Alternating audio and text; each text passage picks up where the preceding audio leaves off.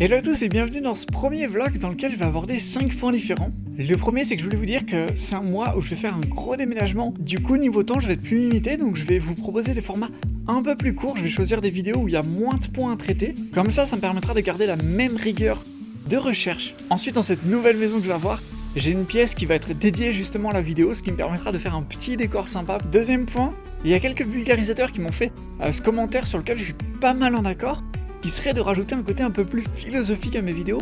Donc je sais pas si je vais le faire pendant la vidéo, ou si c'est quelque chose que je ferai à la fin, genre une note philo, mais du coup je vais apporter un petit côté réflexion peut-être un peu plus poussé là-dessus, et je remercie en particulier Arnaud de Stupid Economics, qui m'a vraiment convaincu de l'idée. Troisième point, c'est par rapport aux commentaires, je voulais vraiment vous inciter à être très respectueux et bienveillant dans les commentaires. J'ai aucun problème avec tout type de propos, vous pouvez même venir me raconter que les personnes transgenres sont des malades mentaux et qu'on devrait les euthanasier.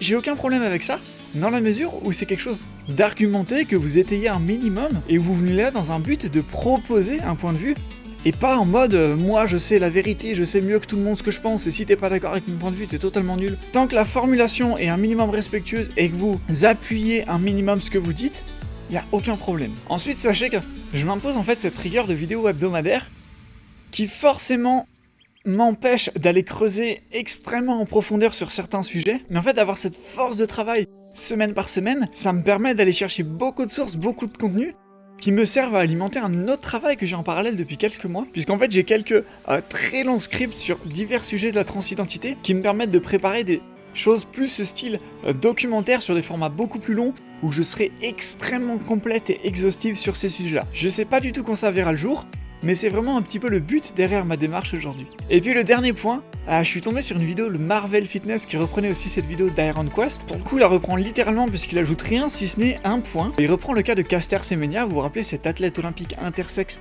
qui a gagné plein de médailles, qui a une voix masculine, une corpulence masculine tant sa testostérone est élevée. Marvel pour lui, c'est pas un problème en fait parce qu'elle est née comme ça. Donc en fait nous les trans on n'est pas nés comme ça. Donc lui il est persuadé qu'on est né, on est trop bien dans notre corps, on est bien dans notre vie, tout va bien, on tolère notre physique et notre genre sans problème, et puis d'un coup on se dit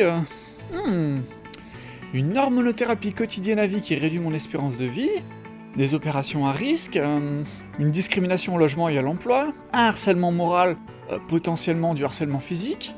Ah ouais, ça a l'air cool. Et si je devenais trans? Lui il est persuadé que ça se passe comme ça la transidentité. Donc bref, ça me rappelle que les personnes qui pensent que la transidentité devrait pas exister sont juste des personnes qui sont pas du tout éduquées sur le sujet, et je peux pas leur en vouloir parce qu'aujourd'hui dans le système éducatif et même dans les médias tout ça, on en parle encore très peu, même s'ils sont en train de venir, et donc ça me motive d'autant plus dans un petit peu la mission que je me donne de proposer du contenu pour montrer et éduquer les personnes à ce qu'est la réalité justement de la transidentité. Et du coup ça me permet de faire la transition avec ma prochaine vidéo qui arrive jeudi, où je vais un petit peu parler du côté naturel ou non de la transidentité, et surtout du côté discrimination. Et pour terminer, je voulais avoir votre avis sur quelque chose. Il y a quelques personnes qui me soutiennent beaucoup, et je vous remercie énormément pour ça, ça me touche vraiment beaucoup, et qui pensent que mon travail devrait être un peu plus mis en avant sur les réseaux. Donc je vous avoue que moi je suis pas très à l'aise avec l'idée d'inciter au like, au partage, aux commentaires, etc. Mais peut-être que c'est quelque chose qu'il faudrait que je fasse de façon assez rapide dans les vidéos. Est-ce que vous pensez qu'il faudrait que moi aussi je m'y mette et que je rappelle aux personnes que pour soutenir un travail sur YouTube,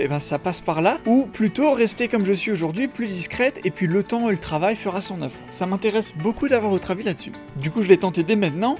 N'oubliez pas à vous abonner et à mettre la cloche si vous voulez pas rater la vidéo de jeudi prochain, où vous allez en apprendre beaucoup plus sur les discriminations des personnes trans. Ciao à tous!